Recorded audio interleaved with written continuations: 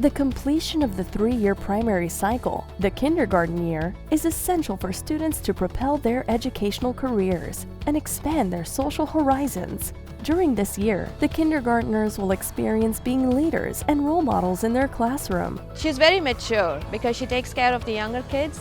It's a 3 to 6-year-old classroom where the younger kids come in and they're not very sure, they're the beginners. And the kindergartners are the ones that take the younger kids under their wings and they teach them.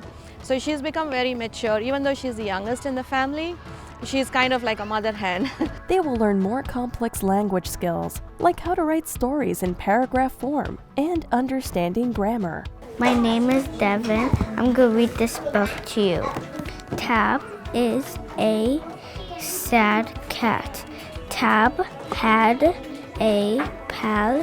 His pal is Mac. The mathematic curriculum includes addition and subtraction, up to 4 digits, as well as multiplication and division. Our passionate, well-qualified staff is focused on teaching and helping your child discover their full potential and love of learning. To qualify to be an IKM kindergartner, a student must be in our primary program in the previous 2 years. I love Expel Kids Montessori.